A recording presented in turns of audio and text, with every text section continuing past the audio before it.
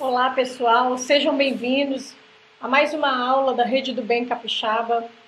Nessa aula nós vamos falar sobre a epidemiologia das drogas de abuso. Antes de falar sobre a epidemiologia, vamos trabalhar alguns conceitos importantes em epidemiologia ou até mesmo alguns conceitos importantes em drogas de abuso. Vamos começar conhecendo a origem dessa palavra droga. O termo droga tem origem na palavra drogue, proveniente do holandês antigo e cujo significado é folha seca. Veja que interessante. Antigamente, as folhas elas eram utilizadas com a finalidade terapêutica, para produzir medicamentos, para tratar, para curar.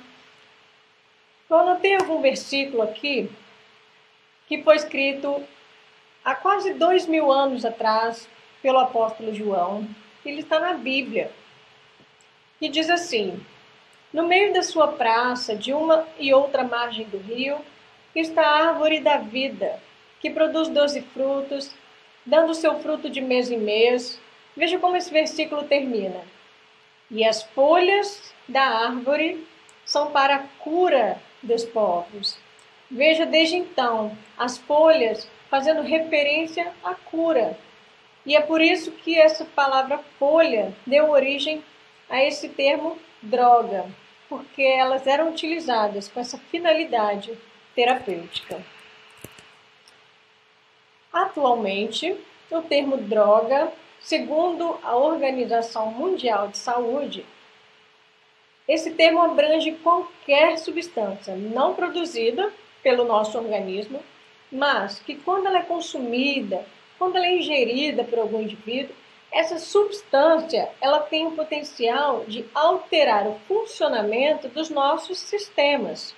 Que sistemas? Os sistemas que compõem o nosso organismo.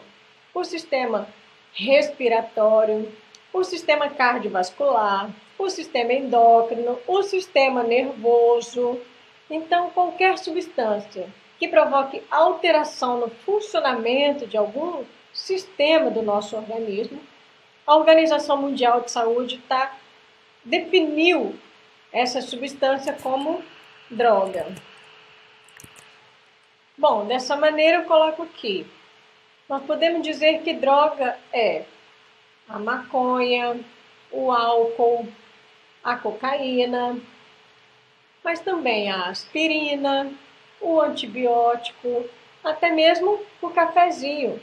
Por quê? Porque são substâncias que, quando são administradas, elas são capazes de alterar o funcionamento do sistema nervoso central. Elas são capazes de provocar mudanças no funcionamento do cérebro. Com todas essas substâncias, elas, segundo a Organização Mundial de Saúde, podem ser consideradas drogas. Mas qual seria a diferença? O que nós temos aqui dentro de peculiar dessas drogas que eu coloco nesse slide? E o que varia vai ser como elas vão atuar no organismo de cada indivíduo, mas também a finalidade, ou seja, quando a droga ela é empregada com a finalidade terapêutica, ela passa a se chamar medicamento. Não é isso? Quando a gente vai na farmácia ou nas drogarias, nós vamos lá comprar alguma coisa, alguma substância que tem finalidade terapêutica para tratar alguma coisa no nosso organismo. Então, nós estamos indo lá comprar o que nós podemos nos referir como medicamentos, que são as drogas que têm a finalidade terapêutica. Dessas substâncias aqui, então é fácil identificar, não é isso? A aspirina e o antibiótico são os medicamentos. Dessas substâncias aqui, aquelas que são administradas para tratar alguma situação no nosso organismo. Outro conceito importante que nós precisamos saber diferenciar com clareza, por estarmos lidando com as drogas de abuso, é em relação às substâncias psicoativas e as substâncias psicotrópicas. O que vem a ser substâncias psicoativas? São aquelas substâncias que, quando são consumidas ou administradas no sistema de um indivíduo, elas vão afetar os processos mentais. Então, substância psicoativa é aquela que, quando administrada, ela tem o potencial de alterar o funcionamento do cérebro. Enquanto que as substâncias psicotrópicas, elas são substâncias que, quando consumidas, também afetam os processos mentais. Mas além de afetarem esses processos mentais, ou seja, além de provocarem mudança na atividade cerebral, essas substâncias também têm a capacidade de causar dependência. Então, muitas vezes nós usamos essas duas palavras como se fosse algo similar, mas existe uma diferença bastante clara entre elas. As substâncias psicoativas, elas afetam os processos mentais, mas as psicotrópicas, além de afetarem os processos mentais, elas também têm o potencial de causar dependência no indivíduo. Nesse quadro aqui eu coloco algumas substâncias psicotrópicas que são consideradas lícitas ou ilícitas aqui no nosso país. As substâncias lícitas, nós temos o álcool, os benzodiazepínicos, que são os medicamentos utilizados para o tratamento contra a ansiedade, os chamados ansiolíticos, os barbitúricos, substâncias voláteis, chás, tabaco, anfetaminas, cafeína, enquanto que as substâncias ilícitas aqui no nosso país são a heroína, a maconha, o LSD, a cocaína e o crack e o êxtase. Você pode reparar que nesse slide também o nome das substâncias está bem colorido aqui.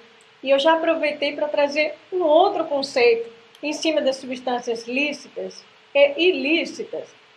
Quais seriam as substâncias que são consideradas depressoras do sistema nervoso central? Ou seja, são substâncias que diminuem a atividade do sistema nervoso central. Elas vão reduzir a atividade do cérebro. Essas são as drogas depressoras, aqui em vermelho. Enquanto que de lilás, eu tenho aqui as drogas que são consideradas estimulantes, ou seja, elas aumentam a atividade do sistema nervoso central, por isso ela tem esse nome. Elas são estimulantes.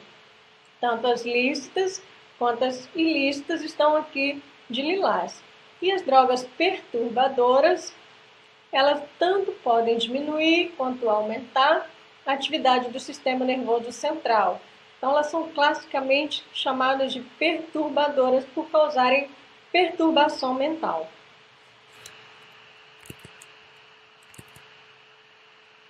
Então, ao final desta aula, depois que nós abordarmos alguns conceitos ainda em epidemiologia, você deve ser capaz de contextualizar o consumo de drogas na realidade epidemiológica brasileira. Vamos agora ver alguns aspectos epidemiológicos mesmo. E a primeira coisa também é conceituar essa palavra epidemiologia. Essa palavra epidemiologia é, na verdade, uma palavra composta de outras três palavras.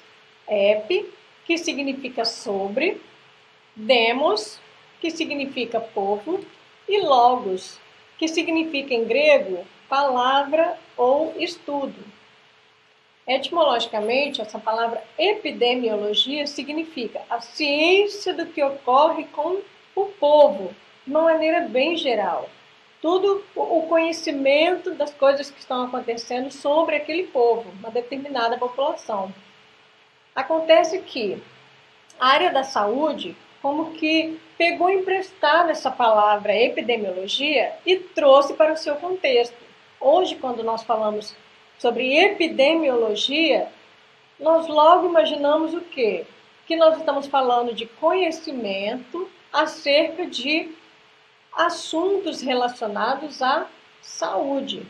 Por isso que epidemiologia, nesse sentido amplo, hoje, é a ciência que estuda a frequência e os fatores relacionados à ocorrência de agravos, doenças e ou comportamentos relacionados à saúde da população.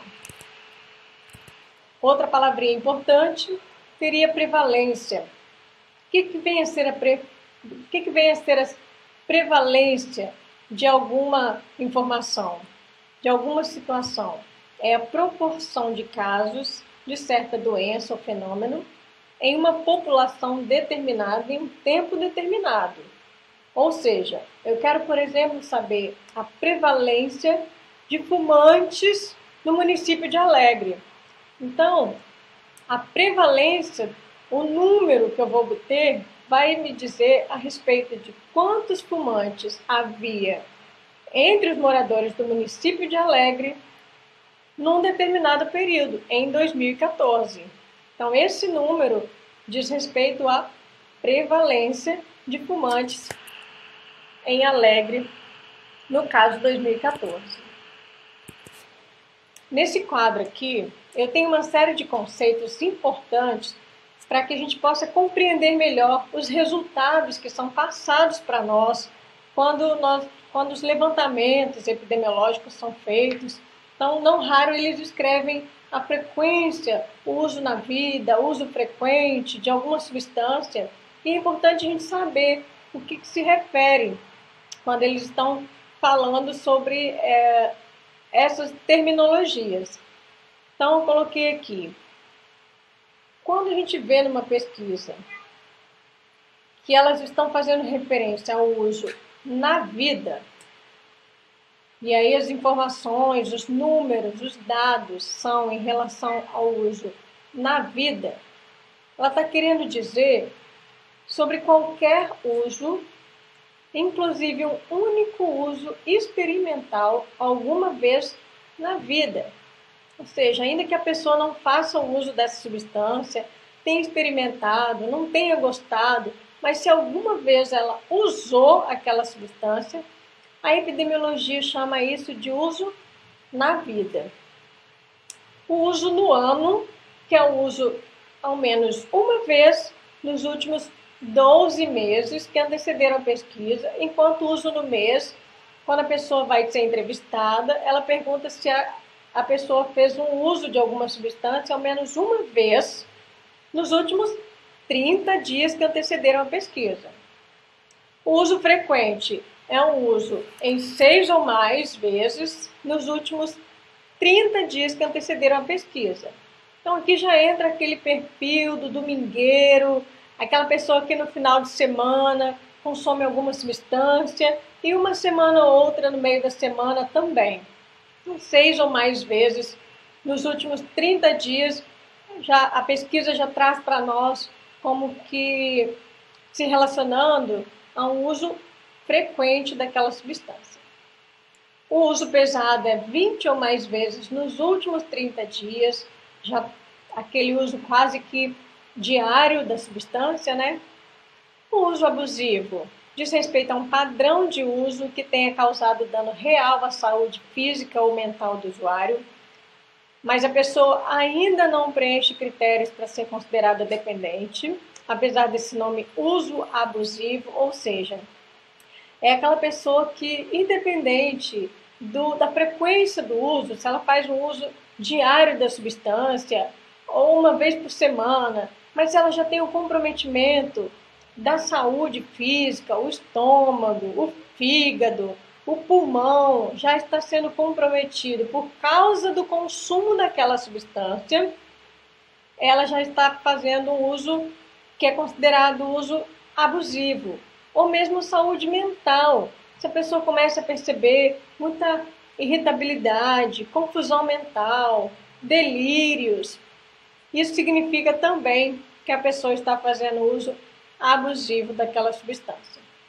E por último, dependência, que é um conjunto de sinais e sintomas que vão determinar que a pessoa está dependente. Aqui, a pessoa, quando ela não consome a substância, ela vai apresentar alguns sintomas de abstinência, desencadear uma síndrome de abstinência. Esses sintomas eles podem ser físicos, podem ser psicológicos e eles vão caracterizar, geralmente, já um diagnóstico de dependência. quais seriam os objetivos dos estudos epidemiológicos na nossa área, né? Nessa área que diz respeito ao que nós estamos estudando aqui, das drogas de abuso, dessas substâncias.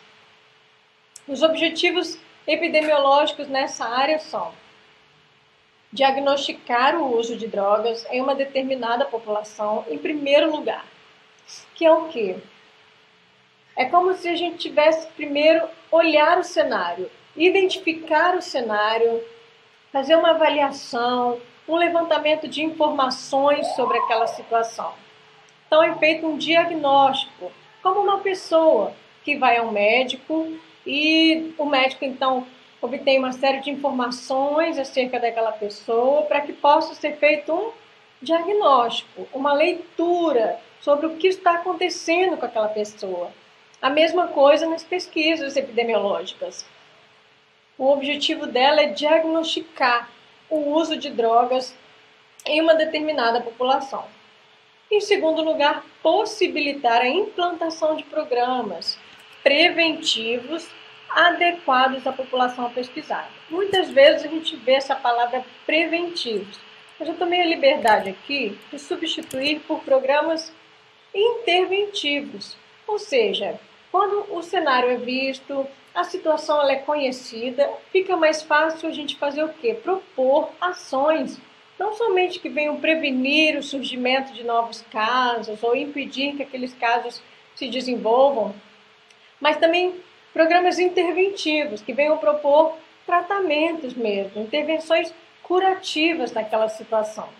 Então, depois que é feito um diagnóstico, é possível implantar programas adequados àquela população pesquisada. Sempre essas duas coisas, quando nós estamos falando ou estudando a epidemiologia. Entender o que está acontecendo para propor mudanças ou qualquer intervenção.